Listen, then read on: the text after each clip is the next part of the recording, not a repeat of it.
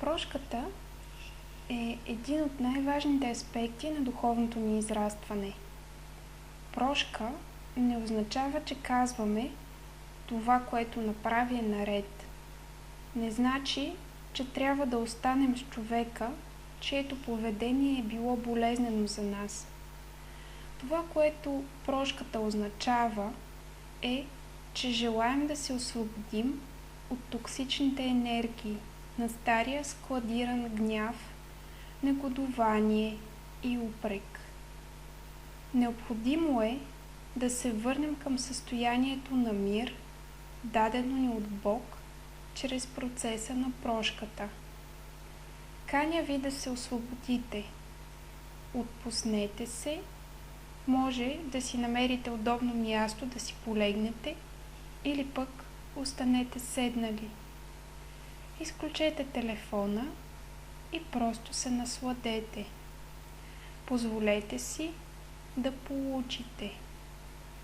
Ако денят ви е бил стресов, можете да започнете с няколко дълбоки вдишвания и издишвания, като при издишването просто оставете всичко да си отиде.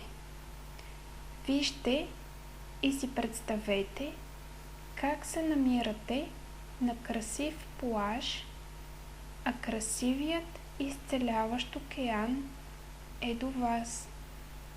Няма грижи и притеснения, няма график, просто си позволете да се изцелите на много дълбоко ниво чрез този процес на прошка. Нека започнем, като си помислите за един или повече души, към които таите обида, критика, гняв или дори раздразнение. Първият човек или първите хора, които ви изникнат, най-вероятно са именно тези, на които най-спешно е необходимо да простите. За да се случи това, дишайте и просто си помислете за човека или хората.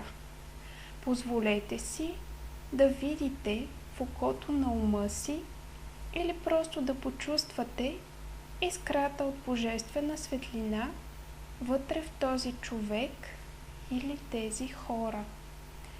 Дори хората, които се държат по небожествен начин, имат тази искра от божествена светлина вътре в себе си. Позволете си да почувствате или да видите светлината в тях. Прекрасно! Може би е само малка светлинка. Чрез своя дъх и намерение, вие като духовен лечител можете да помолите светлината в този човек да стане още по-ярка и още по-голяма.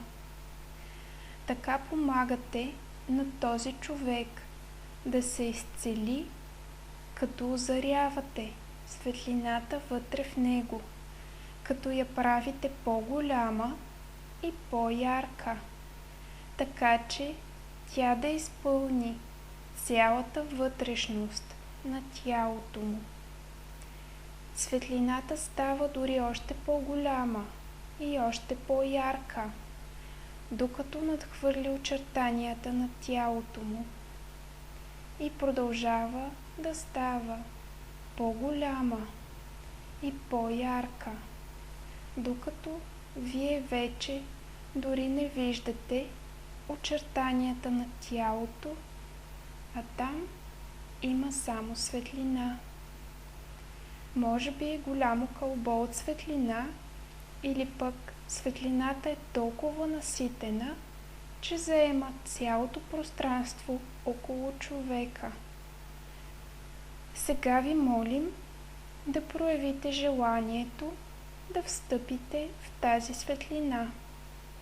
Самите вие встъпвате в целебната и безопасна енергия на ярката светлина и любов на Бог. Така че вие и другият човек или другите хора вече не сте отделни същества, а се сливате в тази една любов, една светлина, един дух на Бог. Вдишайте я. Оставете егото и човешката личност да си отидат и вместо това стъпете на ниво душа на единството.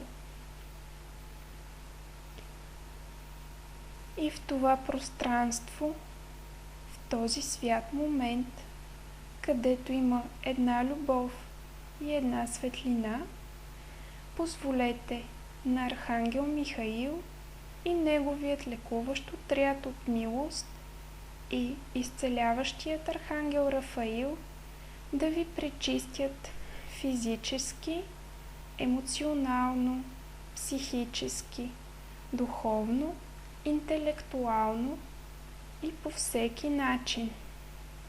Да ви освободят от отровите на много дълбоко ниво.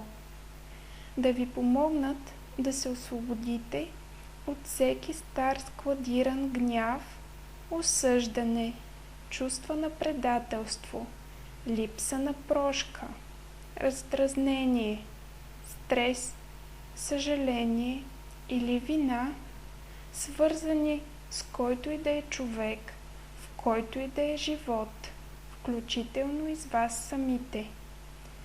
Имайте желание да се освободите от всички тези отровни емоции в замяна на това, което наистина искате. Мир.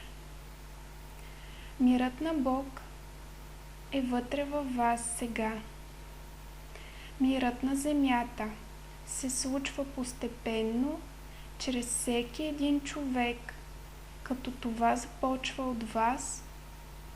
Вземете решението сега да се пречистите. Вдишайте, почувствайте как тялото ви потрепва, докато се освобождавате от старите съхранени отровни емоции и енергия. Може би дори от животи наред. Позволяваме им да си отидат. Позволяваме им да си отидат. Архангел Рафаил, ангелът на изцелението, ви обгражда със своята могъща, пречистваща, изумрудено-зелена лечебна светлина.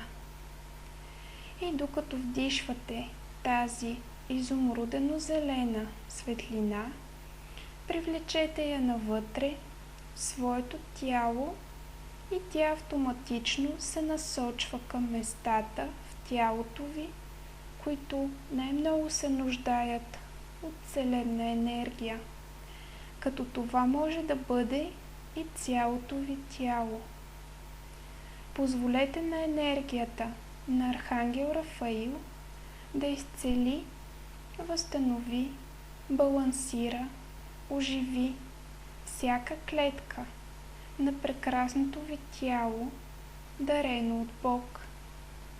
Доверете се, че вие сте били създадени и все още сте образ от светлина на обичния ни Създател, който ние наричаме Бог.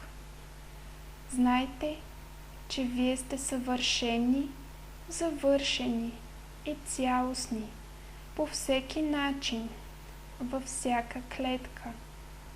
Всичко е пречистено. Всичко е освободено от отровите. Всичко е здраво и изцелено. Усетете как тялото ви се отпуска. Раменете ви, всичките ви вътрешни органи са отпуснати.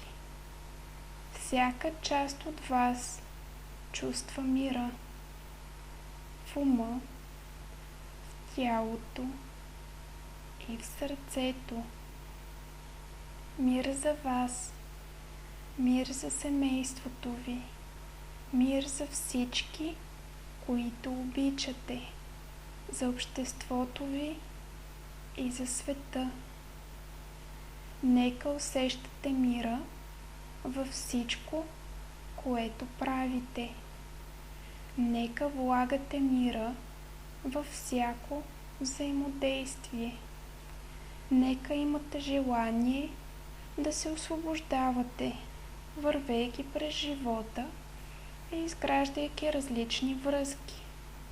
Всичко, което не усещате за правилно, дайте го на Бог автоматично, още докато вървите. Изпращаме ви много любов и ангелски благослови.